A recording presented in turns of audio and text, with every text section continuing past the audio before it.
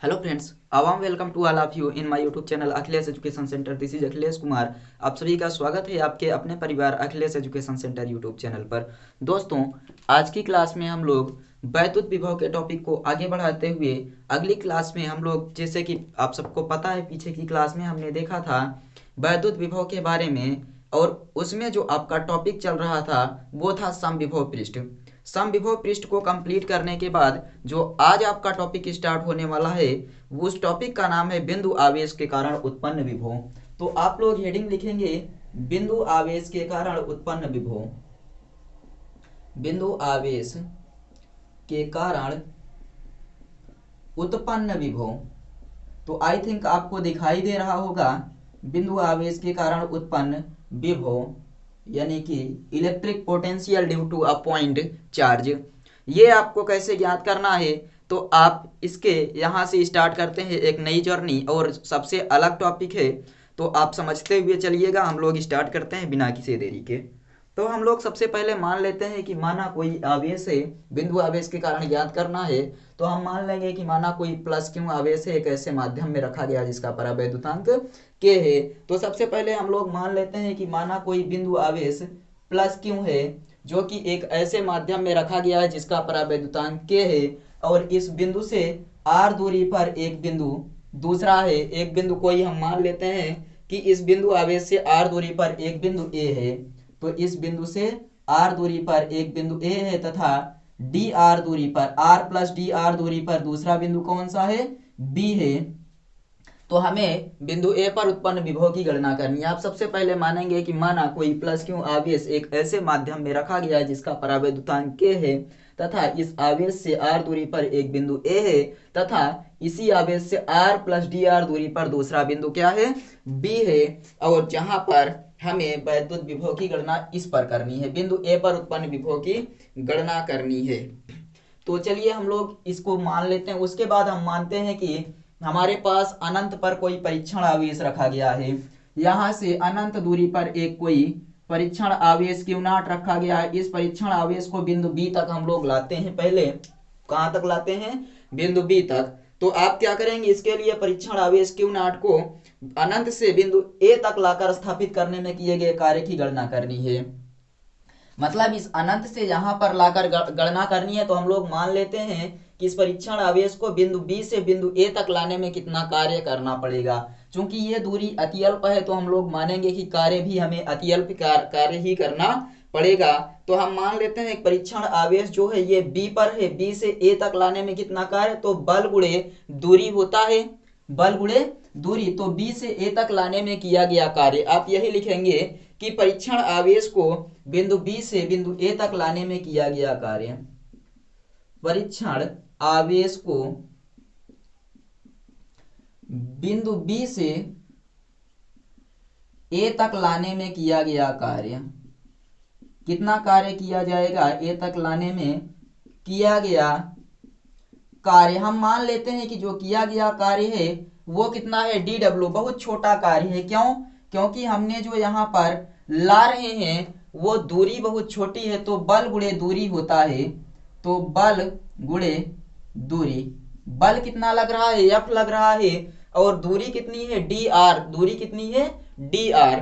तो बल हम लोग जो लगा रहे हैं वो यहाँ पर एफ लग रहा है, और इस प्रकार डी डब्ल्यू बराबर एफ इंटू डी आर हो जाएगा। एक चीज ध्यान दीजिए, परीक्षण आवेश है, परीक्षण आवेश को हम लोग गणना करने के लिए मानते हैं कि ये प्लस है, तो यहाँ पर जो आएगा ये आपका कितना हो जाएगा, माइनस। क्योंकि हम लोग जो कार्य कर रहे हैं वो इसके, यानी इस क्षेत्र के विपरीत कार्य कर रहे हैं। क्षेत्र इस तरफ है और हम लोग इस तरफ ला रहे हैं, इसलिए कार्य क्या हो जाएगा, हमारे द्वारा किया जा रहा है, हमारे द्वारा, इसलिए ये ऋणात्मक हो जाएगा। तो डी डब्ल्यू बराबर माइनस एफ डी आर हो जाएगा, एफ डी आर। या आप लोग ये जानते हैं कि यहाँ पर जो आपका डी डब्ल्यू होगा वो 1/4 पाई एप्सिलॉन नॉट के Q into Q naught upon R square D R बनेगा। और यहाँ पर एक चीज देखिए, माइनस में है, तो आप यहाँ एक चीज को जो आपका माइनस में है उसको आप माइनस में रख देंगे। तो कौन सा आपका माइनस में है, तो माइनस डी आर आपका माइनस में है, तो यहाँ एक चीज आप माइनस में रखेंगे, माइनस डी आर। इतना आपके समझ में आ गया होगा। आई थिंक आप लोग इसको अच्छे से समझ गए होंगे। तो इतना आप लोग अच्छे से समझ गए होंगे। अब इसके आगे हम लोग देखते हैं, तो ये कार्य आ गया। अब हम लोग कुल कार्य की गणना करते हैं, यानी कि टोटल वर्क। कुल कार्य के लिए क्या करेंगे, इसका समाकलन कर देंगे dw का, और यहाँ जो बाहर हो सकता है उसको बाहर कर लेंगे 1/4πε0 के, और क्यू इंटू क्यू नॉट भी आपका बाहर हो जाएगा, और बचेगा आपका यहाँ पर देखिए 1/r²dr, और ये dr आपका कैसा है, माइनस में है। इतना आपके समझ में आ गया। तो अब क्या करते हैं, समाकलन कर देते हैं। तो dw का समाकलन क्या होगा, w हो जाएगा, और 1/4πε0 के, यहाँ देखिए q इंटू क्यू नॉट, और ये आपका है -dr/r², कितना है, -dr, और इसमें देखिए लोअर लिमिट आपकी कहां से कहां तक है, तो आप देख पा रहे होंगे अनंत से कहां तक लाया जा रहा है, बिंदु r तक लाकर स्थापित करने में किए गए कार्य की गणना करनी है। तो आप लिमिट लगा लीजिए अनंत से r तक, अनंत से r तक, और यहाँ पर भी लिखेंगे अनंत से r तक, और ये हो जाएगा आपका -dr/r² हो जाएगा। तो चलिए अब हम लोग इसके आगे देखते हैं। इसके आगे आपको क्या करना है, तो इसको हम लोग ऊपर ले जाते हैं। देखिए एक चीज को बाहर कर लें, इसको यहाँ पर ले लेते हैं आगे। तो W बराबर हो जाएगा -1/4πε0 के क्यू इंटू क्यू नॉट, और ये बन जाएगा इनफाइनाइट r माइनस, या ये ऊपर जाएगा तो ऐसे आप लिख देंगे r⁻²dr। इतना आई थिंक आपके समझ में आ गया होगा। तो अगली लाइन चलिए हम लोग देखते हैं। अगली लाइन यहां से आप देखिए W बराबर आपका हो जाएगा -1/4πε0 के क्यू इंटू क्यू नॉट, और इसका समाकलन कितना होगा, तो देखिए r⁻, ये बनेगा आपका ऐसे r⁻² प्लस 1/-2 प्लस 1, और यहाँ पर जो लिमिट है वो अनंत है और r है। फिर से आगे सॉल्व करते हैं इसको। तो ऐसे सॉल्व करेंगे W बराबर -1/4πε0 के क्यू इंटू क्यू नॉट, और यहाँ हो जाएगा r⁻1/-1, यहाँ अनंत और r, इस -1 को इधर लाएंगे प्लस हो जाएगा, ये 1/r बनेगा। ये यहाँ पर आ जाएगा तो माइनस माइनस क्या हो जाएगा, प्लस बन जाएगा 1/4πε0 के, और क्यू इंटू क्यू नॉट यहाँ बन जाएगा 1/r, और lower limit infinite, upper limit r। अब यहाँ क्या करते हैं, upper limit minus lower limit लगाते हैं। तो W बराबर 1/4πε0 के क्यू इंटू क्यू नॉट 1/r-1/इनफाइनाइट, 1/r-1/इनफाइनाइट, और W बराबर 1/4πε0 के, ये इधर गुणा हो जाएगा। देखिए ये 0 बन जाएगा आपका, इधर बन जाएगा क्यू इंटू क्यू नॉट अपान r। कितना बन जाएगा आपका, क्यू इंटू क्यू नॉट अपान r, क्योंकि ये 1/इनफाइनाइट का मतलब 0 और वो हट जाएगा, तो आपका बनेगा क्यू इंटू क्यू नॉट अपान r बन जाएगा। और यहाँ पर देखिए ये W है, किया गया कार्य W बराबर आया है आपका, ध्यान रखिएगा, ये आपका किया गया कार्य आ गया। अब वैद्युत विभव आप जानते हैं V बराबर W/Q0 होता है। तो आप इसके आगे आपको पता है, चूंकि V बराबर W/Q0 होता है, तो यहाँ क्या करेंगे, V बराबर आप मान रखेंगे W का 1/4πε0 के, और Q into Q0 upon R by ये वाला Q0, इस Q0 से ये Q0 कैंसिल हो जाएगा, और V बराबर आपका फार्मूला आएगा 1/4πε0 के Q अपान R वोल्ट। ये आपका डेरिवेशन आ गया, इतना आएगा। इसको अच्छे से समझ लीजिए और इसको आप लोग नोट कर लीजिए। और अगले पर हम लोग अब चलते हैं। तो आई थिंक आपको ये समझ में आ गया होगा। इसमें करना कुछ नहीं है, बस आपको थोड़ा सा समझना है, अपना दिमाग लगाना है, और उसके बाद ये आपका सॉल्व हो जाएगा। बिंदु आवेश के कारण उत्पन्न विभव ज्ञात करना है। तो आप मानेंगे कि माना कोई प्लस क्यू आवेश है एक ऐसे माध्यम में रखा गया जिसका परावैद्युतांक k है, और इस आवेश से r दूरी पर एक बिंदु A है तथा r प्लस dr दूरी पर एक बिंदु B है, और बिंदु A पर उत्पन्न वैद्युत विभव की गणना करनी है। इसके लिए हम मान लेते हैं अनंत पर परीक्षण आवेश रखा है। परीक्षण आवेश को बिंदु बी से बिंदु ए तक लाने में पहले किए गए कार्य की गणना कर लेते हैं, उसके बाद टोटल वर्क की गणना समाकलन करके ज्ञात कर लेंगे, आपको समझ में आ जाएगा। तो चलिए आप इसको नोट कर लीजिए अच्छे से, और आई थिंक आपको सब कुछ क्लियर दिख रहा होगा और सब कुछ समझ में आ गया होगा। तो इसके आगे के पॉइंट पर हम लोग चर्चा करते हैं। आप लोग एक बार जल्दी से स्क्रीनशॉट ले लीजिए, और उसके बाद यहाँ हम बात कर लेते हैं कि यदि जो यहाँ पर लिया गया है आवेश, आवेश का मान ऋणात्मक हो, यहाँ पर आप समझिए नोट नंबर 1 में समझिए कि यदि बिंदु आवेश ऋणात्मक हो, if point charge is negative, point charge is negative, यदि बिंदु आवेश ऋणात्मक हो तो v बराबर -1/4πε0 के क्यू अपान आर वोल्ट हो जाएगा। आप इस बात को ध्यान रखिएगा, इस बात को आप याद रखिएगा कि यदि आपका जो पॉइंट चार्ज है वो निगेटिव है तो यहाँ पर 1/4πε0 क्यू अपान आर निगेटिव में हो जाएगा। और अगला पॉइंट आप यहीं पर समझ लीजिए नोट नंबर 2 में कि यदि हमारे पास कई बिंदु आवेश हों, अर्थात एक बिंदु आवेशों का समूह हो, तो उसके कारण जैसे आप यहाँ समझिए कि इस बिंदु पर हमें तीव्रता ज्ञात करना है, विभव। यहाँ से एक आवेश Q1 लिया गया, इसके बीच की दूरी R1 है। यहाँ दूसरा आवेश है Q2 माइनस में लिया गया, इसके बीच की दूरी R2 है। यहाँ तीसरा आवेश लिया गया है Q3, इसके बीच की दूरी R3 है। यहाँ पर ऐसे आवेश लिया गया है Qn, इसके बीच की दूरी Rn है। तब परिणामी विभव कितना आ जाएगा, तो V बराबर V1 plus V2 plus V3 plus dash dash Vn से निकालेंगे आप।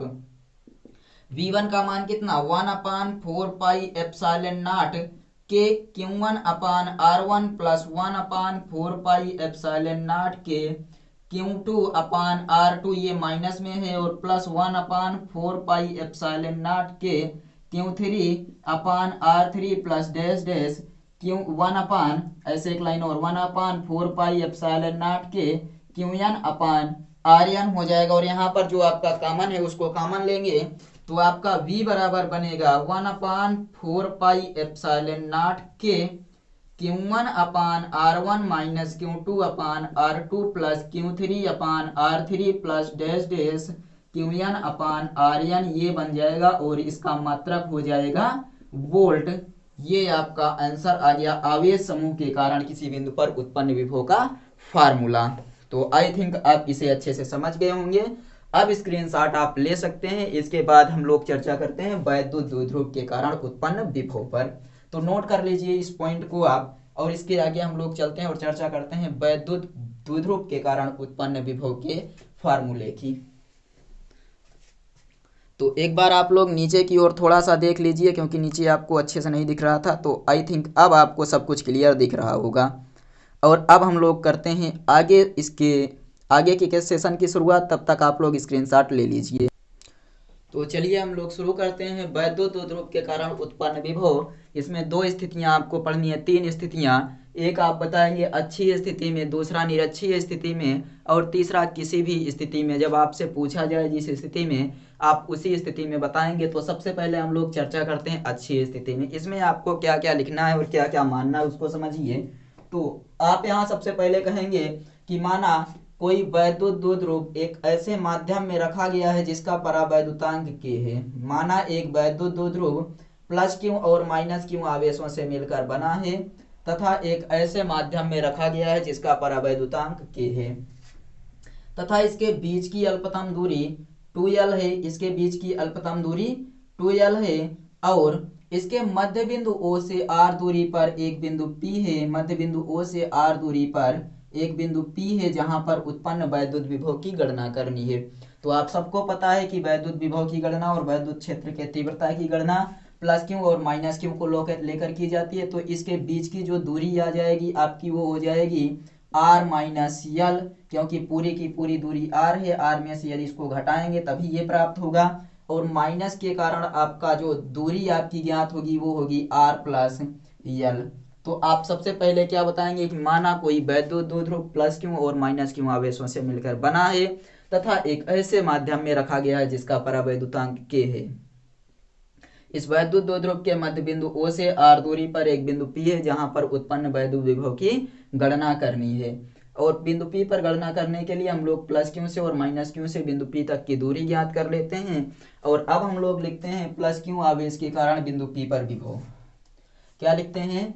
तो लिखेंगे प्लस क्यू आवेश के कारण, प्लस क्यू आवेश के कारण बिंदु P पर विभव, बिंदु P पर विभव। इसका फार्मूला हो जाएगा आपका, या आप इसे V1 नाम दे सकते हैं। V1 बराबर 1/4πε0 क्यू अपान R माइनस यल है, प्लस के कारण R माइनस यल, इतना ही लिया जाएगा। और इसकी दिशा कैसे हो जाएगी? तो इसकी दिशा ऐसे हो जाएगी, प्लस के कारण यानी कि यहाँ आप माने यदि A और इसको माने B, तो ये हो जाएगी दिशा B to P, यानी कि B से P की ओर इसकी दिशा हो जाएगी। और इसे आप मान लीजिए समीकरण नंबर 1। इसको क्या मान लेंगे? समीकरण नंबर 1। और समीकरण नंबर 2 पर हम लोग ऐसे चर्चा करते हैं, कैसे लिखेंगे? माइनस क्यू आवेश के कारण, माइनस क्यू आवेश के कारण बिंदु P पर विभव, बिंदु P पर विभव V2 बराबर 1/4πε0 माइनस क्यू अपान R प्लस यल। ये आपका समीकरण नंबर 2 हो जाएगा। अब हम लोग क्या करेंगे? बिंदु P पर परिणामी विभव निकालेंगे। तो लिख देते हैं बिंदु P पर परिणामी विभव, परिणामी विभव V बराबर V1 प्लस V2। तो मान रखते हैं यहाँ पर V बराबर V1 का मान है 1/4πε0 के यहाँ पर आप मान लीजिए परावैद्युतांक के लिया गया है, और Q अपान R माइनस यल, और यहाँ प्लस 1/4πε0 के माइनस Q अपान R प्लस यल। और यहाँ आप कॉमन ले लीजिए, Q कॉमन हो जाएगा तो Q अपान 4πε0 के यहाँ बचेगा 1/R माइनस यल, और यहाँ माइनस 1/R प्लस यल, इतना बन जाएगा। आगे Q अपान 4πε0 के यहाँ हो जाएगा R प्लस यल, और माइनस R माइनस यल upon R square minus L square, इतना हो जाएगा। और अगली लाइन में आप यहीं पर लिख दीजिए कि Q अपान 4πε0 के R plus L minus R plus L upon R square minus L square. यहाँ आप देखेंगे तो आपका R से R कैंसल हो जाएगा, और आपके पास बचेगा Q अपान 4πε0 के और साथ में 2l अपान R square minus L square.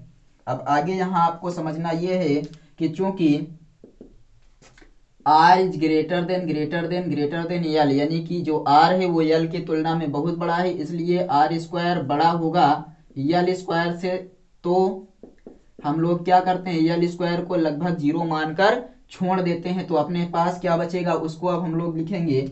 अपने पास बच रहा है Q अपान 4πε0 के 2l अपान R स्क्वायर, 2l अपान R स्क्वायर, और यहाँ से हम ऐसे लिखते हैं 1/4πε0 के, और ये गुणा इधर हो जाएगा तो बनेगा 2QL अपान R स्क्वायर। और इसको हम लोग क्या लिख सकते हैं बताइए? तो इसको हम लोग लिख सकते हैं 1/4πε0 के 2QL बराबर P होता है P अपान R स्क्वायर, और ये V है तो न्यूटन प्रति कूलम, या इसको हम लोग वोल्ट कह दें, वोल्ट बोल देते हैं इसको। और ये आ जाएगा अच्छी स्थिति में परिणामी विभव का फार्मूला 1/4πε0 P अपान R स्क्वायर वोल्ट। तो आई थिंक आपको अच्छी स्थिति में बहुत अच्छे तरीके से समझ में आ गया होगा। तो अब हम लोग निरक्षीय स्थिति पर चर्चा करेंगे, और इसका आप लोग स्क्रीनशॉट ले लीजिए, और अच्छी स्थिति आपको अच्छे से समझ में आ गया होगा। बहुत छोटा सा टॉपिक है, अच्छा सा टॉपिक, तो आप लोग एक बार स्क्रीनशॉट ले लीजिए। तो हम लोग चर्चा करते हैं और निरक्षीय स्थिति पर ज्ञात कर लेते हैं वैद्युत विभव का फार्मूला।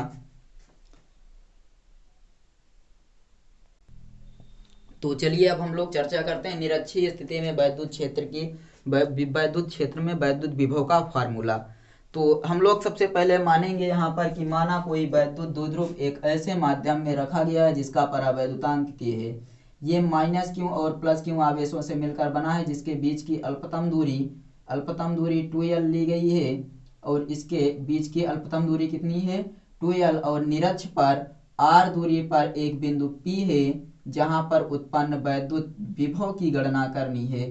तो इसके गणना करने के लिए हम लोग इन दोनों बिंदुओं को मिला लेते हैं और इनके बीच की दूरी पाइथागोरस प्रमेय की सहायता से ज्ञात करेंगे। तो ये आएगी R square plus L square, यहाँ पर भी आएगी R square plus L square. अब क्या करते हैं, इतना लिखेंगे हम लोग, माना कोई वैद्युत द्विध्रुव माइनस क्यू और प्लस क्यू आवेशों से मिलकर बना है तथा एक ऐसे माध्यम में रखा गया है जिसका परावैद्युतांक k है। वैद्युत द्विध्रुव के मध्य बिंदु O से r दूरी पर निरक्ष पर एक बिंदु P है जहां पर उत्पन्न वैद्युत विभव की गणना करनी है। अब प्लस क्यू के कारण बिंदु P पर विभव V1 बराबर आपका बनेगा 1/4 पाई एप्सिलॉन नॉट के Q upon under root r square plus L square का होल स्क्वायर हो जाएगा। होगा या नहीं बताइए, ये आपका बन गया। तो आपका ये होल स्क्वायर नहीं होगा, क्यों नहीं होगा, क्योंकि आप सबको पता है कि क्यू अपान आर आता है फार्मूले में इतना, और इसी प्रकार माइनस के कारण निकालेंगे तो माइनस क्यू के कारण 1/4 पाई एप्सिलॉन नॉट के minus Q upon under root r square plus L square. अब देखिए बिंदु P पर परिणामी विभव V बराबर V1 प्लस V2 मान रख दीजिए। V1 का मान है 1/4 पाई एप्सिलॉन नॉट के Q upon under root r square plus L square. यहाँ देखिए ये माइनस है तो ये माइनस 1/4 पाई एप्सिलॉन नॉट के Q upon under root r square plus L square, minus उतना ही प्लस उतना ही, अर्थात V बराबर 0 वोल्ट आ जाएगा आंसर। इसका मतलब ये है कि निरक्षीय स्थिति में वैद्युत विभव शून्य होता है, लेकिन तीव्रता आपकी शून्य नहीं होती क्योंकि तीव्रता का फार्मूला आपको पता होता है। तो यहाँ आप लिखेंगे अतः निरक्षीय स्थिति में विभव शून्य होता है परंतु तीव्रता